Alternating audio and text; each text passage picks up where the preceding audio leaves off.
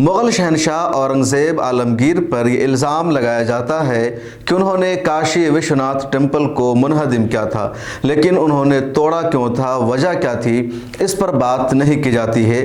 तारीख़ में यही लिखा हुआ है कि एक हिंदू राजा उस रास्ता से गुज़र रहे थे, उनकी वाइफ भी उनके साथ थी। रास्ता में वाराणसी आया और उनके अहलिया का दिल चाहा कि हम जा कर के काशी विश्वनाथ टेम्पल में हाज़िरी देते हैं, पूजा कर लेते हैं, और अपनी आस्था के लिए उनकी वाइफ वहाँ जाती है लेकिन वापस नहीं आती है। तब पता चलता है कि वहाँ के पुजारियों ने राजा की वाइफ को किडनैप कर लिया है और उनको छोड़ा नहीं जा रहा है। पूरी कोशिश की गई लेकिन पुजारियों ने उनकी वाइफ को नहीं छोड़ा। तब हिंदू राजा ने औरंगज़ेब आलमगीर से गुहार लगाई। औरंगज़ेब आलमगीर की मुग़ल आर्मी आती है और कोशिश की जाती है कि मंदिर से महिला को निकाला जाए, लेकिन वहाँ के जो पुजारी होते हैं वो लड़ाई करने पर आमादा हो जाते हैं और मजबूरी में मुग़लों की फ़ौज को मंदिर की दीवार को तोड़ना पड़ता है। तोड़ते तोड़ते अंदर एक बड़ा सा सुरंग मिलता है जिससे बदबू आती है और पता चलता है कि यहाँ बहुत सारी महिलाएं हैं जो बरहना है, जिनके जिस्म पर कपड़े नहीं हैं, कई की मौत हो चुकी है और यहाँ औरतों के साथ रेप किया जाता था और उन सबको यहाँ ला करके रखा जाता था। ये एक तारीख पर मबनी वाक़या है। कुछ लोग इसको सही मानते हैं, कुछ लोग नहीं मानते हैं, लेकिन आजकल जो कुछ हो रहा है उसको तो आप सही ज़रूर मानेंगे। औरंगज़ेब आलमगीर ने मंदिर क्यों तोड़ा, वजह नहीं बताई जाती है। हाँ, इस वाक़या को सिर्फ बयान करके नफरत फैलाया जाता है कि मुग़ल शहनशाह ने मंदिर को तोड़ा था, वजह को दरकिनार कर दिया जाता है।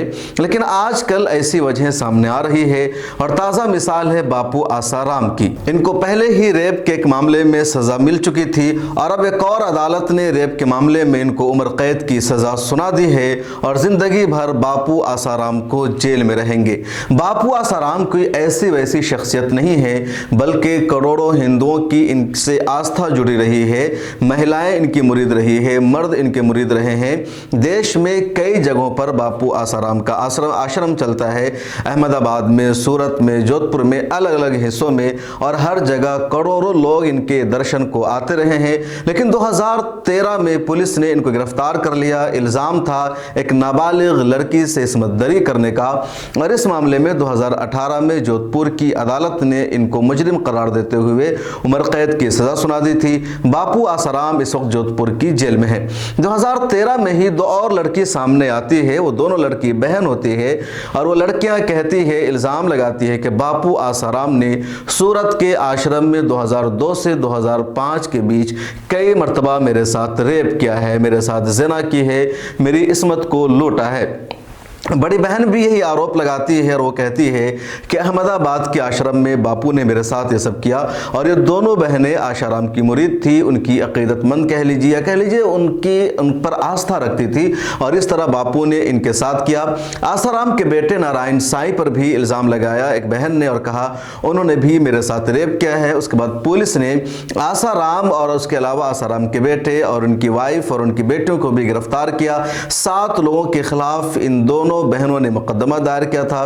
पिछले दिनों गांधीनगर की अदालत ने आसाराम की वाइफ और उनकी बेटियों को रिहा कर दिया था, कहा गया, और उनको एक तरह से बरी कर दिया गया, कहा गया कि इनके खिलाफ सबूत नहीं है।